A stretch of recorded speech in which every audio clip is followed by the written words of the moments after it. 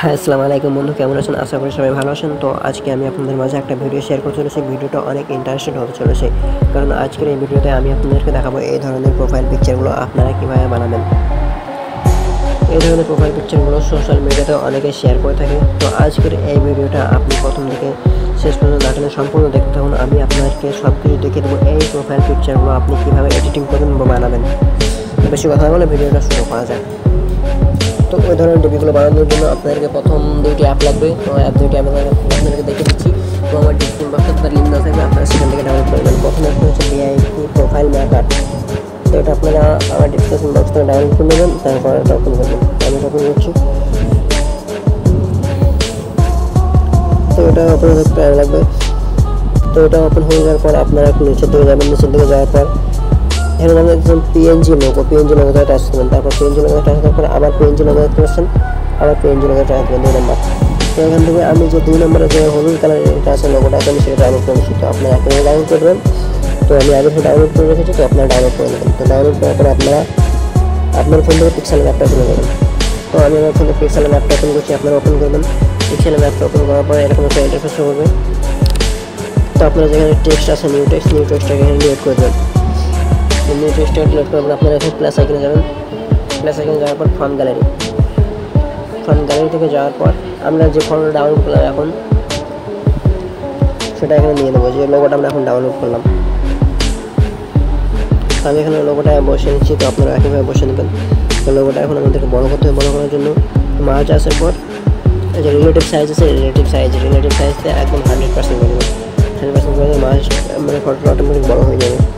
এরপর আপনারা যে এখানে লেয়ার অপশন দেখতে পাচ্ছেন, লেয়ার অপশানে ক্লিক করার পর এটাকে লক করে দেবেন। করে দেওয়ার পর আপনারা এখন প্লাস এখানে যাওয়ার পর টেক্সট ক্লিক করার পর নিউ টেক্সটটা ডাবল ট্যাপ করবেন। ডাবল ট্যাপ করার পর এখানে কোনো ইন্টারফেস হবে। তো এখানে আমি যেগুলো লিখেছি সেগুলো আপনারা লিখে দেবেন।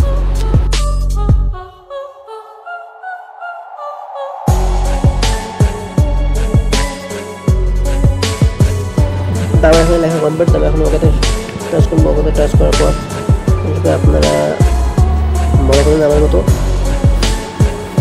এখন যে এখানে এই অপশানে দেখতেছেন এখানে টাচ করবেন। এখানে টাচ করার পর আপনারা এখানে একটু আসার পরে ফন্ট টাচ করবে। ফন্ট টাচ করার পর একটু উপর দিকে যাবেন। তারপরে এই ফন্টটা আপনারা সিলেক্ট করবেন। তো সিলেক্ট করে ওকে। তারপরে আপনারা আসবেন ফন্ট সাইজ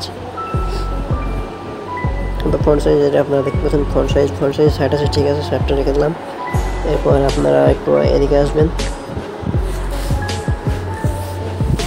এদিকে আসার পর স্ট্রেকটা আপনারা টাচ করবেন। এখানে ব্ল্যাক আপনারা কালারটা দেবেন। চার ঠিকই আছে। এবার আপনারা শ্যাডো আসার পর আপনারা এনেবল করবেন। এনেবল করার পর অপরচুনিটি হাই, রেড ব্লাস এটা থাকবে 10, আর যে গ্লো এটা এনেবল করে দেবেন। এনেবল করে দেওয়ার পর ওকে। তো এখন এখানে আপনারা একটা কালার শেষ করবো। তো এই যে কালার আসবেন। কালার আসার পর এদিকে আসার পর এটা হলুদ কালারটাই নেবেন।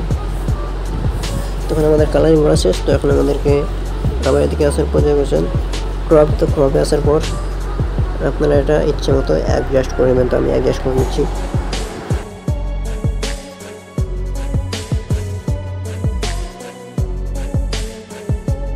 তো বন্ধুরা আমি এখানে অ্যাডজাস্ট করে নিচ্ছি। অ্যাডজাস্ট করে নেওয়ার পর আপনারা কী করবেন, আপনারা লেয়ারে যাবেন। লেয়ারে যাওয়ার পর আবার এটাকে লক করে দেবেন।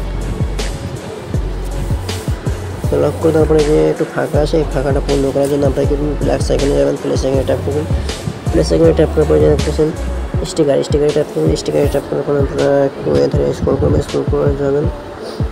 ধরো যে এইটা নিয়ে নেবেন। আমরা তারপরে মধ্যে আসবেন। মাঝ আসার পর কালার অপশানে ক্লিক করার পর এটাকে আপনারা এনেবল করে দেবেন। এনেবল করে দেওয়ার পর আবার হলুদ কালারটা সিলেক্ট করতে হবে। আবার আমরা হলুদ কালারটা সিলেক্ট করে দিচ্ছি। তো আমি এখানে হলুদ কালারটা সিলেক্ট করে নিয়েছি। তারপর টিকমার্কে চেক করে দিলাম। তারপর স্ট্রোকে আসার পরে একই রকমভাবে আবার সব কিছু সেম করে দেবো। কালো। তারপরে আমরা আবার শ্যাডো অপশানে যাবো। তো শ্যাডোতে ক্লিক করবো। এনেবল করে দেওয়ার পর আমরা টিক করে দিলাম। এখন আমাদেরকে এটা ভালোভাবে বসাতে হবে এখানে। তো আমি এখানে ভালোভাবে বসে নিচ্ছি, অ্যাডজাস্ট করে নিচ্ছি। আপনারাও আপনাদের ইচ্ছা মতো অ্যাডজাস্ট করে নেবেন। তাহলে একটা অ্যাডজাস্ট কমপ্লিট। তো এটা আবার কপি করে নিলাম। তো কপি করে নেওয়ার পর এটাকে আমরা অন্য পাশে আবার বসিয়ে দিলাম।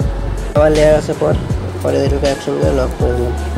তো এখন আমাদেরকে আবার এখানে একটা ফটো যোগ করতে হবে। ফটো যোগ করার জন্য আমরা আবার প্লাস আইকনে ট্যাপ করব। প্লাস আইকনে ট্যাপ করে ফ্রন্ট গ্যালারি। তো এখানে আপনাদের ইচ্ছে মতো আপনারা ফটো নিয়ে নেবেন। তো আমার আগে থেকে একটা ফটো নেওয়া আছে, তো আমি আমার ইচ্ছে মতো একটা ফটো নিয়ে নিচ্ছি।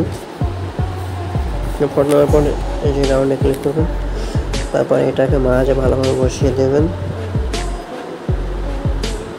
মাঝে ভালোভাবে বসে দেওয়ার পর লেয়ার আসার পর এটাকে ধরে একদম সবার নিচে দিয়ে দেবেন, তারপর লক করে দেবেন। তারপর এখানে সম্পূর্ণ কাজ শেষ। নেম বক্স আছে, নেম বক্সে আপনার নেম লিখে নেবেন। তো আমি আমার নামটা লিখছি। তো একই রকমভাবে আবার টেক্সটে আসার পর আবার ফন্টে ক্লিক করবেন। ফন্টে ক্লিক করার পর এখানে আপনাদের ইচ্ছে মতো একটা ফন্ট নেবেন। তো আমি আমার ইচ্ছে মতো একটা ফন্ট নিয়ে নিচ্ছি এখান থেকে। তো এই ফন্টটা নেবো আমি, আপনারা চাইলে এটা নিতে পারেন। তো একই রকমভাবে আবার স্ট্রিকে যাওয়ার পর এটাকে কালো করে দেবেন এবং শ্যাডোকে এনেবল করে দেবেন। ব্যাস, এখানে আপনার কাজ শেষ। এখন এটাকে মাঝে ভালোভাবে বসিয়ে দেবেন। তো এটাকে আবার কপি করে নেবেন। কপি করে নেওয়ার পর আবার নিচে বসে দিতে হবে। তো আমি ইচ্ছে মতো একটা দিচ্ছি ডাইরেক্টর। তো আপনারা চাইলে আপনার ইচ্ছে মতো দিতে পারেন। তো এর সাইজটা এখন ছোটো করতে হবে, তো আমি ছোটো করে নিলাম, বসে দিলাম। এখন এই কাজগুলো করার পর আপনারা আবার লেয়ারে যাবেন। লেয়ারে যাওয়ার পর আবার সবগুলোকে লক করে দেওয়ার পর এখন থ্রি ডটে ক্লিক করবেন। থ্রি ডটে ক্লিক করার পর এখানে এক্সপার্ট ইমেজে ক্লিক করবেন। এক্সপার্ট ইমেজে ক্লিক করার কোয়ালিটি এখানে ডিফল্ট আছে। তো আপনারা এখানে চাইলে হাই, আলট্রা, ভেরিফাই করতে পারেন। তো আমি এখানে আলট্রা করে দিলাম, দেন সেভ গ্যালারি। আমার ফটোটা ডাইরেক্ট গ্যালারিতে সেভ হয়ে যাবে। তো আজকের ভিডিওটা এই পর্যন্ত ছিল। ভিডিওটা যদি ভালো লেগে থাকে তাহলে লাইক, কমেন্ট, শেয়ার করবেন। আর আমার চ্যানেলে যদি কেউ নতুন হয়ে থাকেন তাহলে অবশ্যই চ্যানেলটা সাবস্ক্রাইব করবেন। ধন্যবাদ।